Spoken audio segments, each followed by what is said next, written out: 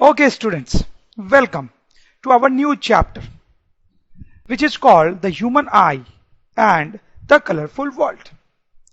तो जैसा आपको लग ही रहा होगा, इस चैप्टर को हम दो पार्ट्स में पढ़ेंगे। पहला पार्ट होगा द ह्यूमन आई और दूसरा द कलरफुल वर्ल्ड। तो सबसे पहले हम फर्स्ट पार्ट स्टार्ट करते हैं, जिसका नाम है द ह्यूमन आई। तो ह्यूमन आई क्या है, ये तो हम सब जानते हैं। ये आप देखें क्या बनाया हुआ है, ये आई बॉल है, आई बॉल। अगर आंख को निकाला जाए बाहर तो इस तरीके से वो दिखेगी। ह्यूमन आई जो होती है बहुत ही इंपॉर्टेंट होती है हमारे लिए। हम आसपास की चीजों को इसके मदद से देख पाते हैं, और हमारे जो 5 सेंसेस हैं, शायद ये उसमें सबसे ज्यादा इंपॉर्टेंट सेंस है। ठीक है, तो सबसे पहले हम देखेंगे कि ये ह्यूमन आई जो है उसका स्ट्रक्चर क्या होता है, स्ट्रक्चर ऑफ आई। ठीक है, तो ये आंख है जो बाहर से हमें दिखती है, और ये आंख का इंटरनल स्ट्रक्चर है। तो हम देखेंगे इसके क्या क्या पार्ट्स होते हैं, और फिर हम देखेंगे उनके क्या क्या रोल्स होते हैं। ये जो आई बॉल होती है, इसका स्फेरिकल शेप होता है। एग्जैक्ट स्फेयर तो नहीं होता है, बट फिर भी आप देख सकते हैं स्फेरिकल टाइप का शेप। और इसका ये जो डायमीटर होता है, इसको हम डायमीटर बोल सकते हैं। तो नॉर्मली ये जो डायमीटर है वो लगभग 2.3 सेंटीमीटर का होता है। कुछ लोगों में हल्का सा ज्यादा या हल्का सा कम भी हो सकता है। तो आई का सबसे पहला पार्ट जो हम देखने वाले हैं, that is called cornea. Cornea क्या होता है, आंख के ऊपर एक ट्रांसपेरेंट सी लेयर होती है, एक ट्रांसपेरेंट सी लेयर होती है। इस फोटो में अगर आप देखेंगे तो ये है वो लेयर, ये है वो लेयर, इसको हम बोलते हैं कॉर्निया। तो ये ट्रांसपेरेंट होती है, जैसा कि आप समझ ही सकते हैं, और ये बल्जिंग होती है, बाहर की तरफ निकली हुई सी होती है। कॉन्वेक्स शेप होता है इसका। क्या काम करती है कॉर्निया? कॉर्निया जो है, आप ऐसा सोच सकते हैं कि वो हमारे आंख को प्रोटेक्ट करती है। अगर ये कॉर्निया नहीं होगा तो बाहर से कोई भी डस्ट आंख के अंदर चला जाएगा। तो कॉर्निया जो है उन डस्ट पार्टिकल्स को अंदर जाने से रोक लेती है। ठीक है, नेक्स्ट जो पार्ट होता है इंपॉर्टेंट, वो है ये आप देखें पिंक कलर में जो दिख रहा है, दैट इज कॉल्ड आइरिस। ठीक है, ऊपर भी है, और ये आइरिस के बीच में ये छोटा सा एक होल होता है। इस होल को हम बोलते हैं प्यूपिल। अगर आप इस डायग्राम में देखेंगे तो ये जो रिंग जैसा स्ट्रक्चर है, दैट इज आइरिस, और बीच में जो होल है दैट इज प्यूपिल। तो प्यूपिल कुछ नहीं होता है, आइरिस के बीच का एक छोटा सा होल होता है। आइरिस के बारे में अपन लिख सकते हैं कि ये कलर्ड होता है। ठीक है, और डिफरेंट डिफरेंट लोगों में आइरिस का कलर थोड़ा सा अलग हो सकता है, वो तो आपने देखा ही होगा। और बेसिकली ये रिंग शेप्ड होता है, रिंग्ड शेप, और उसके बीच में एक होल होता है, बीच में होल होता है। ठीक है, उसी होल का नाम है प्यूपिल। आंख के अंदर जो भी लाइट रेज आती है बाहर से, जैसा कि हम बाद में डिटेल में पढ़ेंगे, वो इस होल से ही आती है, जैसा आप समझ रहे होंगे, मतलब प्यूपिल से होते हुए आती है। ठीक, ये जो आपको दिख रहा है, this is a very important part of I. This is actually lens, ये लेंस है। तो मैंने आपको बताया था लाइट वाले चैप्टर में कि आंख के अंदर भी लेंस होती है, तो ये एक लेंस है। हालांकि ये जो लेंस होता है ये ऑब्वियसली ग्लास का नहीं बना होता है, ये किसी जेली लाइक मटेरियल का बना होता है, जेली लाइक ट्रांसपेरेंट मटेरियल का बना होता है। और ये कॉन्वेक्स होता है या कॉनकेव होता है ये लेंस, जैसा आपको शेप से ही लग रहा होगा। ये जो होता है this is a convex lens, convex lens होता है। ये जो लेंस है आप देखें, वो यहां पे इस चीज से अटैच्ड है, ऊपर भी और नीचे भी। इन चीजों को बोलते हैं सस्पेंसरी लिगामेंट्स।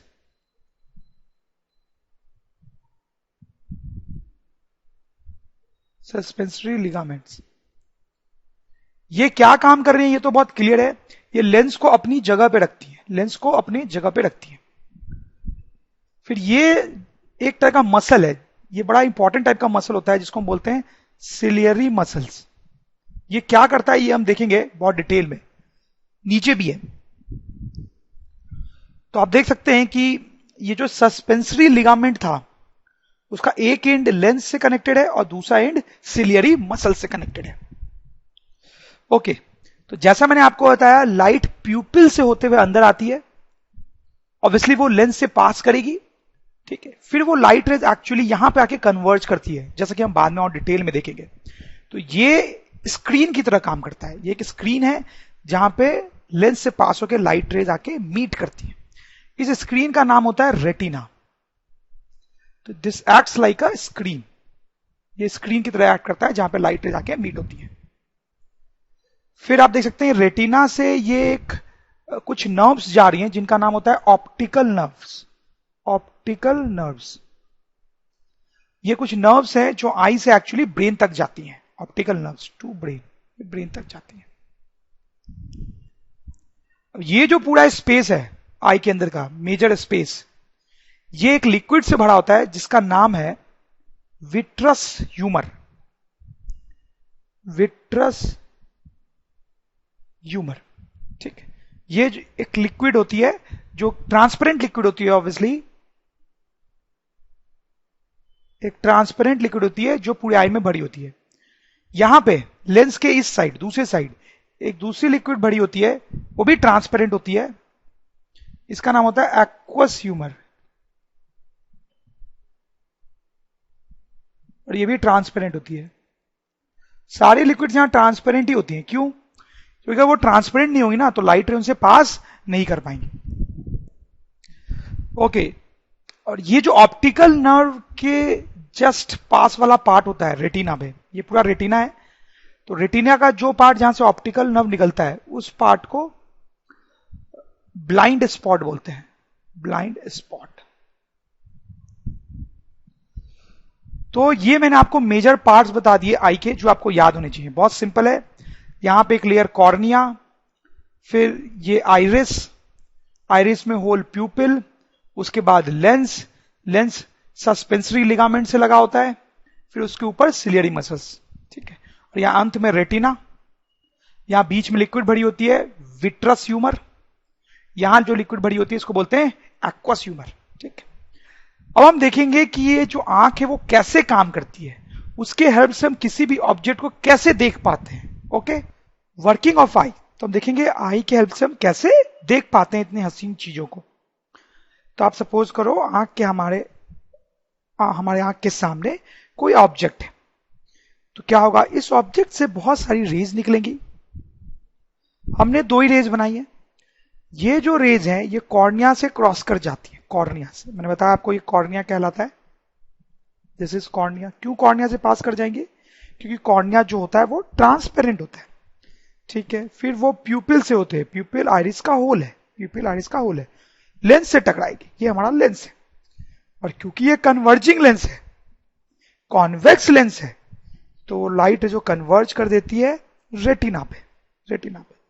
तो मैंने आपको बताया था ना कि रेटिना जो है वो यहां पे स्क्रीन की तरह एक्ट करती है, तो वही हो रहा है, ये स्क्रीन की तरह एक्ट कर रही है, यहां पे ऑब्जेक्ट से आने वाली लाइट रेज कन्वर्ज कर रही है, ठीक। तो जहां पे लाइट कन्वर्ज करती है वहीं पे इमेज बनता है, तो ये आप देखें इमेज बनी, ठीक। अब आप मुझे बताएं कि ये जो पेड़ की इमेज है वो रियल है या वर्चुअल है? बता सकते हैं, हमने लेंस के बारे में काफी कुछ पढ़ा है। क्या लगता है आपको? ये रियल है। क्यों रियल है? क्योंकि आप देखो लाइट रेज जो है वो एक्चुअली में आके यहां मीट कर रही है, एक्सटेंड नहीं करना पड़ रहा, एक्चुअली में मीट कर रही है। इसका मतलब ये कैसी इमेज है? रियल। और जैसा कि आपको फोटो में दिख ही रहा है ये इन्वर्टेड भी है। ये देख के थोड़ा सा आश्चर्य हो सकता है आपको, बट हम इसकी बात करेंगे। बट अभी तो आप देखें कि इमेज इन्वर्टेड है।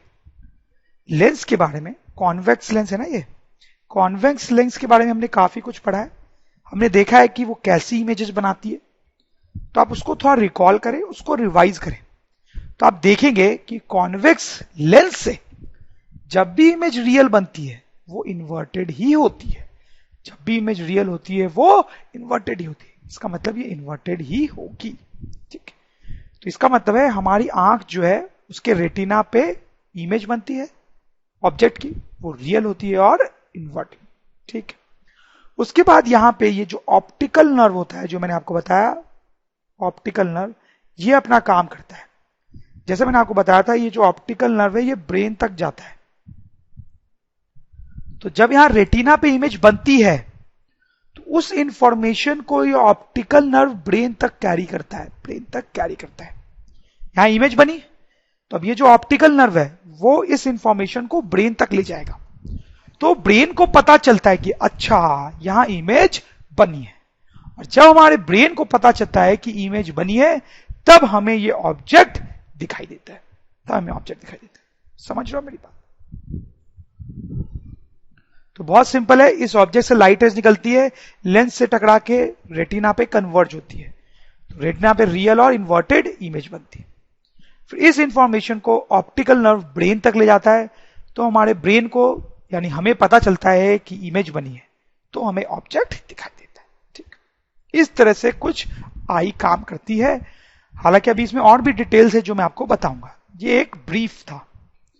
अच्छा, यहां पे कुछ लोगों को ये डाउट जरूर आता है कि यार यहां तो इन्वर्टेड इमेज बनी, तो किसी पेड़ को अगर हम देख रहे हैं तो हमें तो वो पेड़ उल्टा दिखना चाहिए, क्योंकि हमारे आंख में उसकी इमेज कैसी बन रही है, इन्वर्टेड।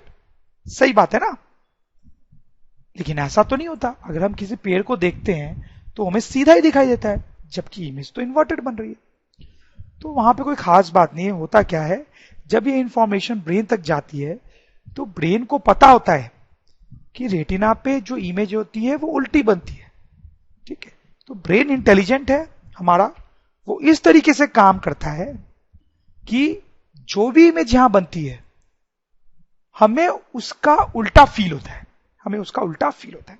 समझने की कोशिश करें, ये उल्टी इमेज बनी, ब्रेन तक इंफॉर्मेशन गई, फिर ब्रेन इस तरह से काम करती है कि जो भी इमेज यहां बनी है ना हमें उसका उल्टा फील हो। ठीक है, तो हमें इसका उल्टा फील होगा तो हमें सीधा ऑब्जेक्ट दिखाई देगा।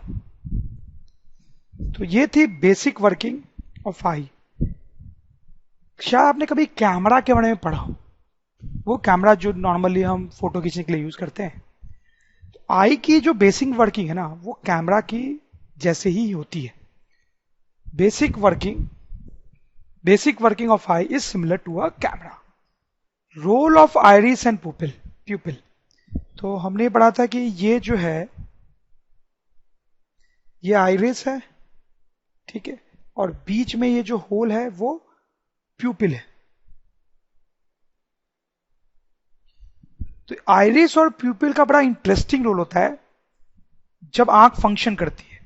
जरा आप सोचो, ये जो होल है उससे लाइट अंदर आती है, ये जो होल है प्यूपिल उसी से लाइट अंदर आती है। ठीक है, तो क्या हो सकता है कि अगर बाहर बहुत ब्राइट लाइट है, बहुत ज्यादा रोशनी है, तो इस होल से बहुत ज्यादा लाइट अंदर आएगी।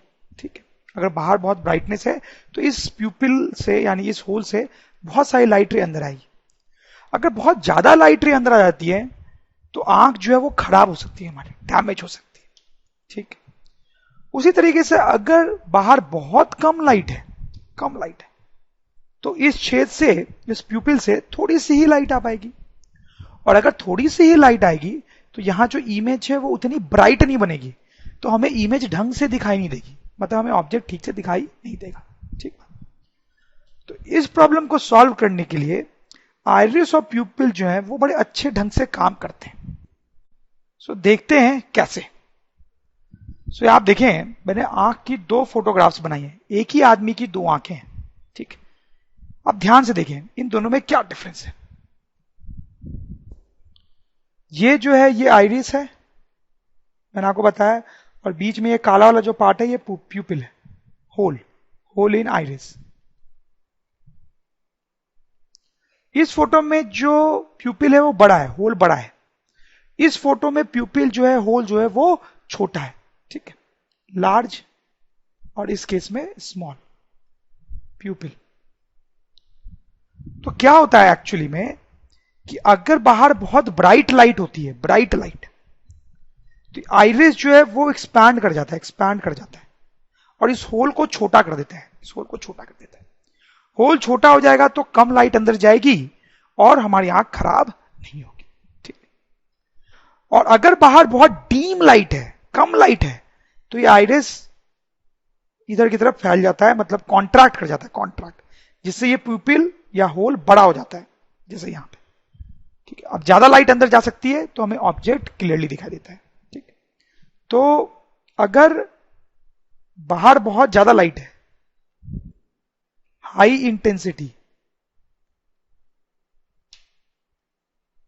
तो ऐसी सिचुएशन होती है प्यूपिल छोटा हो जाता है, और बाहर अगर लो इंटेंसिटी होती है लाइट की,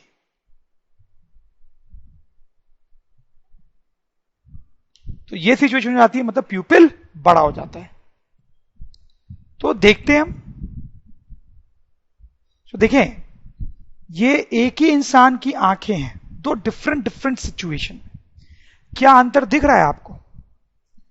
जैसा कि मैंने आपको बताया, ये जो वाला पार्ट जो होता है वो आइरिस होता है। ठीक है, ये वाला पार्ट आइरिस है, और ये बीच में जो होल है उसको क्या बोलते हैं? प्यूपिल। तो कुछ अंतर दिख रहा है दोनों में आपको? इस केस में आप देखो, आइरिस जो है वो छोटा है, यहां आइरिस बड़ा है। इसमें जो होल है वो बहुत बड़ा है, प्यूपिल बहुत बड़ा है, और इसमें जो होल है वो प्यूपिल बहुत छोटा है। ठीक है, तो हमारी जो आंख होती है कभी कभी ऐसी हो जाती है और कभी कभी ऐसी हो जाती है। क्या होता है, अगर बाहर लाइट बहुत ज्यादा है, हाई इंटेंसिटी, अगर लाइट बहुत ज्यादा है, हाई इंटेंसिटी, ठीक, तो हमने देखा कि उस टाइम बहुत ज्यादा लाइट अंदर चली जाएगी तो आंख खराब हो सकती है। इसलिए क्या होता है, ये आइरिस इधर की तरफ इस तरह से एक्सपैंड करता है इस तरीके से, जिससे प्यूपिल छोटा हो जाता है, तो प्यूपिल छोटा हो जाता है, तो कम लाइट इससे अंदर जा पाती है, तो हमारी आंखों को हार्म नहीं होता है। समझ रहे होंगे आप बात? अगर बाहर लाइट बहुत ज्यादा है तो ज्यादा लाइट अंदर जा सकती है और आंख खराब हो जाएगी, तो ये आइरिस इधर और इधर फैल जाता है, जिससे प्यूपिल छोटा हो जाता है। अब देखें, प्यूपिल छोटा हो गया। अब इससे कम लाइट ही अंदर जा पाएगी तो आंख को खतरा नहीं है। तो हाई इंटेंसिटी होने पे ये सिचुएशन होती है। अगर बाहर डिम लाइट है, डिम लाइट है, तो मैंने आपको बताया कि बहुत कम लाइट अंदर जाएगी तो हम इमेज सही से नहीं बनेगी, तो उस टाइम पे आइरिस इधर की तरफ मूव करता है ऐसे, जिससे प्यूपिल बड़ा हो जाता है। अब देखें, प्यूपिल बड़ा हो गया, तो इससे ज्यादा लाइट अंदर जा सकती है, इससे ज्यादा लाइट अंदर आ सकती है, ज्यादा लाइट आएगी और यहां पे इमेज जो है वो क्लियर बनेगी। आप समझ लोगे? तो इस तरह से आइरिस और प्यूपिल जो है वो अपना साइज चेंज करते हैं ताकि हमारी आंख सही से काम कर सके। तो हम ऐसा लिख सकते हैं कि iris monitors the amount of light entering eye. Iris monitor करता है कि आंख में कितनी लाइट घुसे by changing size of pupil, by changing size of pupil. एक छोटा सा क्वेश्चन पूछता हूं मैं आपसे। एक आदमी जो है वो एक बार डार्क रूम में है और एक बार वेल लाइटेड रूम में है, ठीक है, और दोनों टाइम उसकी आंख कैसी है ये आपको बताया जा रहा है। तो इससे आपको बताना है कि कब वो किस रूम में था। तो बहुत आसान क्वेश्चन है, आप शायद समझ रहे होंगे। इस केस में आप देखो, प्यूपिल का साइज जो है बहुत बड़ा है, और इस केस में जो प्यूपिल है उसका साइज क्या है? छोटा है। ठीक है, इसमें छोटा है और इसमें प्यूपिल बड़ा है। इसमें प्यूपिल बड़ा है, क्यों बड़ा है इसमें? ताकि ज्यादा लाइट अंदर जा सके। क्यों ऐसा? क्योंकि जो आदमी है वो डार्क रूम में है, डार्क रूम। ठीक है, इस केस में प्यूपिल का साइज छोटा है। क्यों छोटा है? ताकि कम लाइट अंदर जा सके। क्यों? क्योंकि आदमी वेल लाइटेड रूम में है। सही बात है।